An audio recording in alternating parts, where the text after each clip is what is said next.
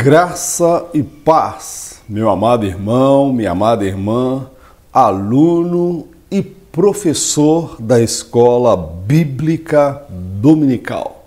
Também professoras, né? Que temos aí muitas irmãs na nossa igreja que exercem esta função. Amados, estamos chegando aí ao término desse trimestre. Hoje nós estaremos estudando a última lição. Confesso que eu, particularmente, cresci muito durante esse trimestre, porque durante esse período eu tirei um tempo para orar, jejuar, consagrar a minha vida juntamente com a minha família, minha esposa e os meus filhos. E foi um momento muito abençoador. Talvez eu não teria capacidade de suportar tudo o que estou passando, se não fosse esse período de oração. E nós experimentamos a manifestação do fruto do Espírito nas nossas vidas. E hoje, no projeto Auxílio ao Mestre, nós estaremos abordando a última lição desse trimestre. Mas, permitindo Deus, semana que vem estaremos abordando a próxima lição, que é o caráter cristão. Meu amado, são temas maravilhosos para esse ano de 2017. Vamos então à lição de número 13 da nossa revista. Lição número 13, uma vida de frutificação. Nós somos chamados por Deus para dar frutos, amado, para que tenhamos uma vida de frutificação e não apenas um momento. A nossa caminhada, ela não é uma corrida de velocidade, é uma corrida de resistência. Leva-se tempo e somente aqueles que perseveram alcançarão o prêmio da vitória. Então o desafio é continuar frutificando ao longo de toda a vida. Ou seja, isso fala de permanência, constância e propósito. Primeiro tópico desta lição: a videira e seus ramos. Vamos olhar essa parábola que Jesus faz, essa analogia entre a videira e os seus ramos. Então a videira é Jesus e nós somos os ramos. Amém, meu querido? Vamos então, meu amado irmão, no primeiro subtópico desta lição, a parábola da vinha. O Senhor vai nos moldando ao longo da caminhada. O momento da poda pode muitas vezes ser doloroso e traumático, mas o tempo nos mostrará o quão importante é este processo. Ao longo da nossa vida, nós iremos ser moldados e transformados pelo Senhor Jesus. A caminhada cristã, ela envolve maturidade. E a maturidade não é algo que nós alcançamos do dia para a noite. Nós estamos ligados ao Senhor Jesus como ramos nessa árvore que ele fala da vinha. Nós estamos ligados a esta vinha. Então, ao longo da caminhada, Deus ele vai estar realizando poda nas nossas vidas. E essas podas, meu amado, a poda é você cortar os galhos, é você limpar, é você torná-la apta para que ela possa dar mais frutos ainda. E as podas, elas são dolorosas, são momentos de dificuldade, são momentos de aflição, são momentos, às vezes, de angústias, momento de dor, porque a poda é um momento de dor. Mas com o tempo, nós entendemos o quão importante é passar por este processo. Nós precisamos deixar e permitir que Deus conduza as nossas vidas segundo o seu propósito. Então, meu amado, a Bíblia fala que todas as coisas cooperam para o bem daqueles que amam a Deus, para aqueles que são chamados segundo o seu propósito.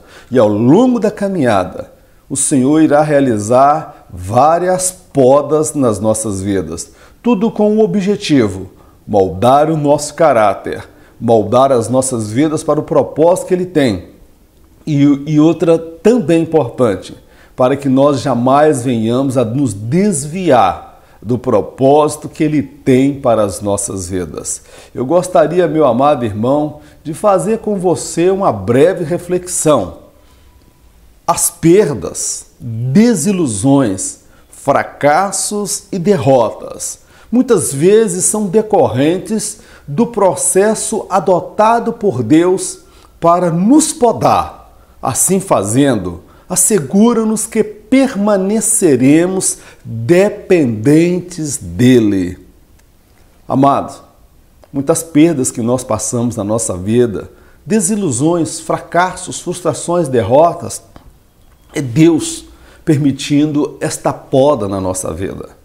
Nos faz lembrar o apóstolo Paulo, que por 3 vezes orou a Deus para que o Senhor tirasse aquele espinho da sua carne.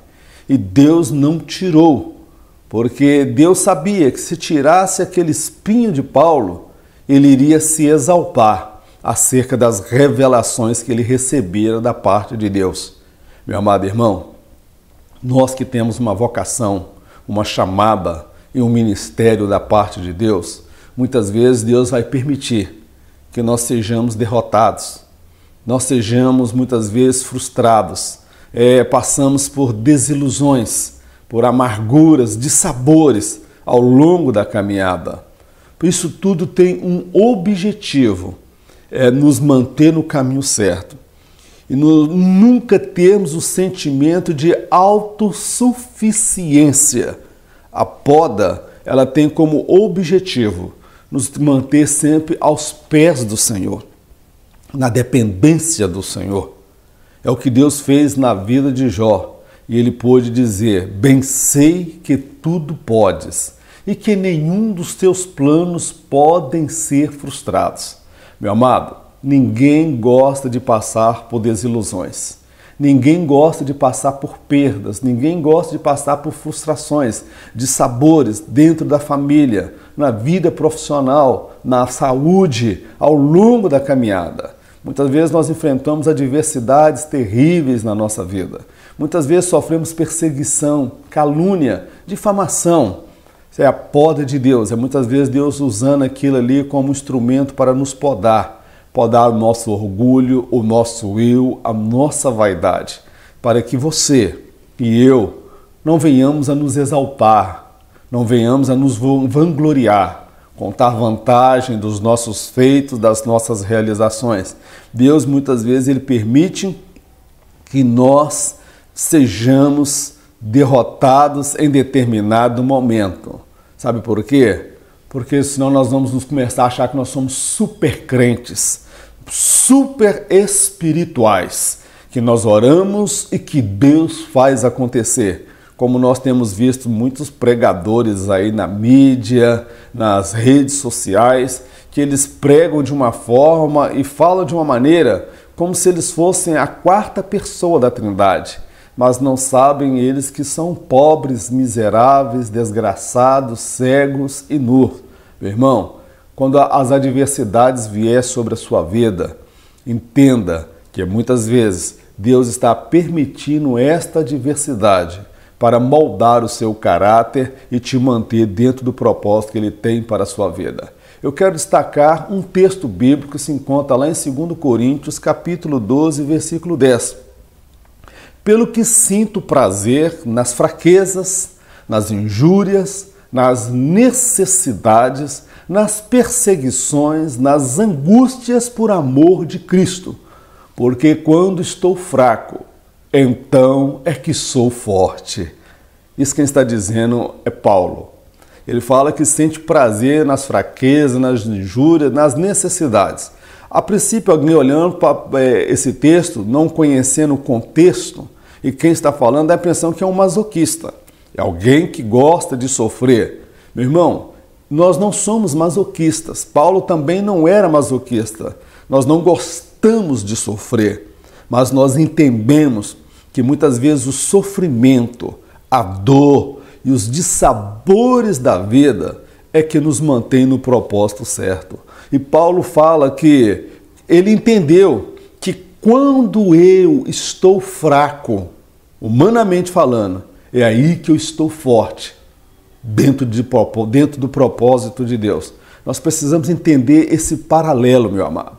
E muitas vezes nós vemos mensagens de autoajuda, do crente que tem que determinar para Deus, do crente que não pode aceitar o fracasso, a perseguição, as necessidades. E eu vejo Paulo trazendo um discurso muito diferente. Ele falou que aprendeu a ter prazer nas fraquezas, nas injúrias, nas necessidades, nas perseguições, nas angústias, por amor de Cristo. Porque quando ele estava fraco, é aí que ele estava forte. Então, meu amado, ele entendeu que ele estava passando pela poda de Deus para que ele continuasse dentro do propósito do Senhor. Meu amado, que Deus te dê a compreensão, o porquê de muitas vezes Deus não responder a sua oração dentro do tempo e do momento que você espera. O porquê parece que a grama no jardim do vizinho é mais verde do que a sua, ou talvez até mais verde do que a minha. Alguns homens e mulheres são chamados por Deus por um propósito específico. E na vida dele, Deus vai trabalhar de uma forma diferente. Então nós não podemos medir a nossa vida ou a nossa espiritualidade a partir das conquistas materiais, a partir da vida do outro. O que Deus tem na sua vida, meu amado, é somente na sua vida. E na sua vida, talvez Deus vai trabalhar de uma forma diferente. A Bíblia fala que Deus, lá em Atos dos Apóstolos, mandou dar um recado para Paulo. E eu lhe mostrarei o quanto lhe importa sofrer ou padecer pelo meu nome. A chamada de Paulo foi uma chamada específica, uma chamada para o sofrimento, para a dor. Mas ele seria um instrumento poderoso nas mãos de Deus. Meu irmão, você está preparado para o que Deus tem para a sua vida? Deus, ele deseja trabalhar e nos usar poderosamente. Mas Deus também ele vai trabalhar de maneira a nos moldar para que possamos continuar dentro do propósito estabelecido por Ele. Senão a gente acaba desviando, se vangloriando e exaltando acerca das realizações e dos feitos de Deus através das nossas vidas. Vamos então, meu amado, para um outro momento da nossa lição, que é o subtópico de número 2, condição para ser produtivo. Alguns fatores precisam ser levados em consideração, a saber, o preparo intelectual, que é o discipulado, o preparo espiritual e o tempo. A não observância destes fatores pode gerar graves prejuízos pessoais e ministeriais. Meu amado, há algumas condições aí também que precisam ser observadas concernente à questão da produtividade. É toda planta que é lançada na terra que vai produzindo de uma vez? Nós precisamos levar em consideração o fator chamado tempo. Leva-se tempo para que uma planta ela comece a dar frutos. No caso, por exemplo, da vide, ela leva pelo menos de 2 a 3 anos para começar a produzir. Isso fala do discipulado. Nós precisamos discipular, preparar as pessoas que chegam na igreja. A Assembleia de Deus, há quem diga que ela é uma ótima obstetra para fazer o parto, para ganhar e trazer pessoas à presença de Deus. Ela ganha muitas almas. Ela consegue levar muitas pessoas a nascer. Ela é uma ótima parteira. Por outro lado, ela é uma péssima pediatra, porque a Assembleia de Deus ela não cuida daqueles que chegam. Então precisamos investir no discipulado, estruturar as pessoas que chegam na igreja. Outro fator interessante é o preparo intelectual. É uma das condições que é necessárias para ser diácono. Lá em Atos dos Apóstolos, haviam 3 condições necessárias a serem preenchidas. Primeiro, homens de bom testemunho, de boa índole. Fala de testemunho. Homens cheios de sabedoria, capacidade intelectual. E homens cheios do Espírito de Deus, Então, meu amado, nós vemos ali 3 qualificações. Então, meu amado, a condição aí para que essa planta ela comece a frutificar. Então, nós precisamos levar em consideração o fator tempo, o preparo intelectual e o preparo espiritual. Você tem que dedicar vida de oração, consagração, jejum, madrugadas com Deus, leitura da palavra. Se você tiver o alcance de poder fazer uma faculdade, não é pecado nenhum, meu irmão. Invista na sua qualificação intelectual. Faça um curso da ETAD, que é um curso básico de teologia, mas se prepare para que Deus possa te usar. Eu quero compartilhar com os irmãos um texto bíblico, não neófito, para que não se ensoberbeça e venha cair na condenação do diabo. Segundo Timóteo, capítulo 3, versículo 6. O que é o neófito? O neófito é um recém-convertido. É aquela pessoa ainda que não criou base, não criou ainda raízes, é aquela pessoa ainda que não está estruturada, preparada para ocupar um cargo de tamanha responsabilidade.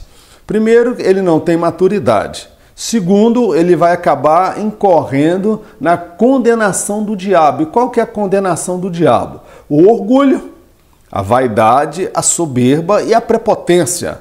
Pessoas que vão se vangloriar por chegar há tão pouco tempo na igreja e já estar ocupando cargos elevados.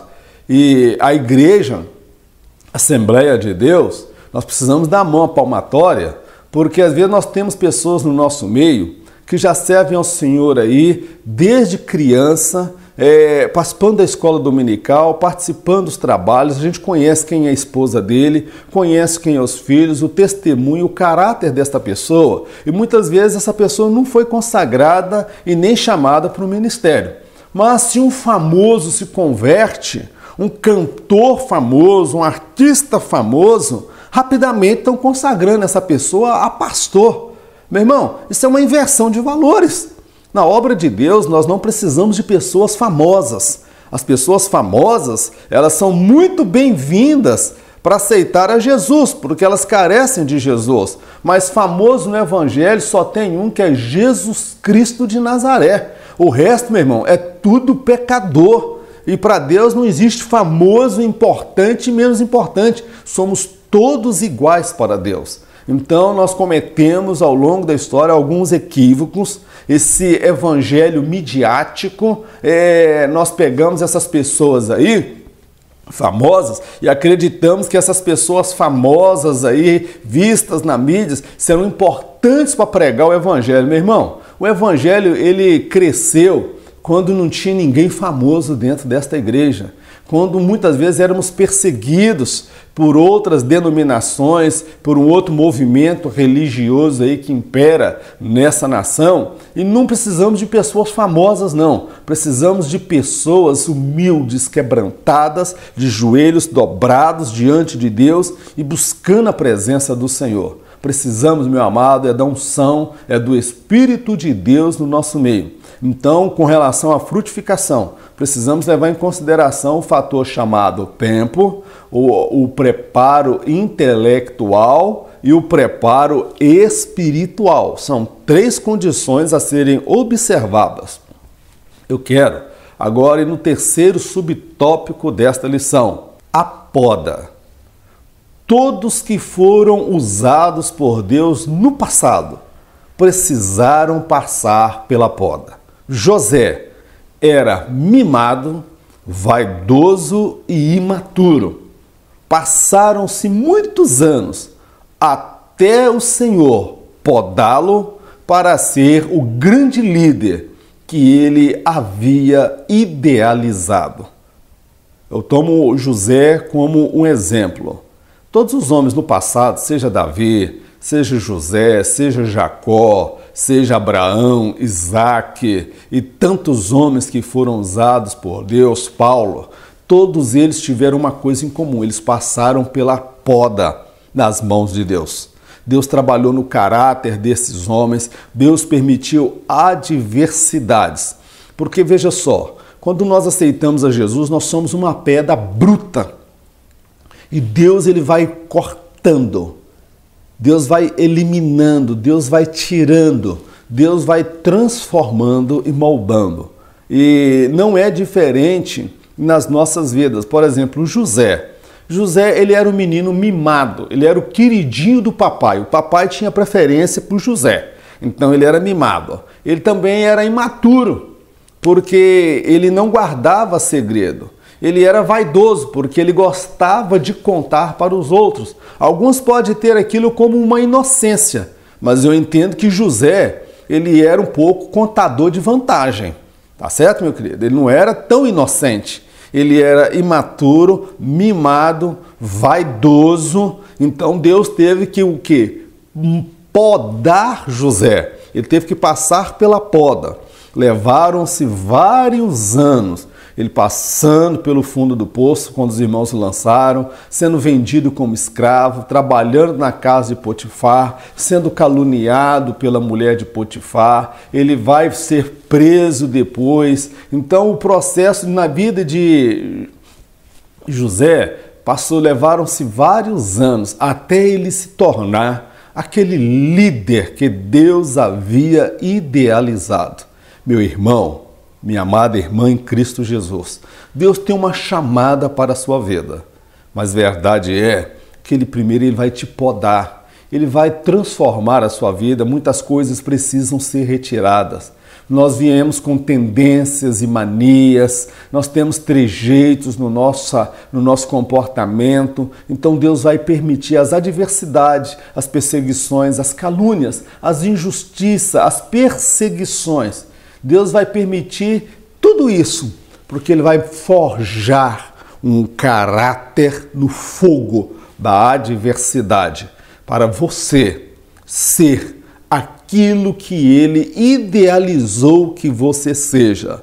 Você precisa esperar, levar em consideração o fator chamado tempo, que talvez você ainda não esteja preparado e nem alcançou ainda a maturidade de Deus para exercer aquilo que Ele tem para a sua vida. Vamos subir um degrau de cada vez. Vamos subir um degrau, dar um passo de cada vez, dentro do propósito da direção de Deus. Aguarde o tempo do Senhor. Não queime etapas. Não precisamos puxar o tapete de ninguém.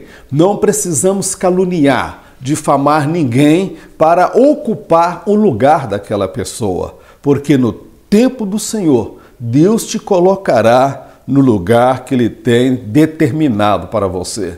Davi foi perseguido por Saul, porque Saul entendia que Davi iria um dia ocupar aquela posição, mas a intenção de Saul sempre foi de puxar o tapete de Davi, mas Davi, em momento nenhum, pensou em fazer o mesmo com Saul. E nós sabemos que Deus colocou Davi dentro do tempo e o local que Deus havia determinado. Meu amado, terminamos aqui o nosso primeiro tópico e eu quero convidar você a compartilhar esse vídeo, deixar aí um comentário, uma observação, uma sugestão.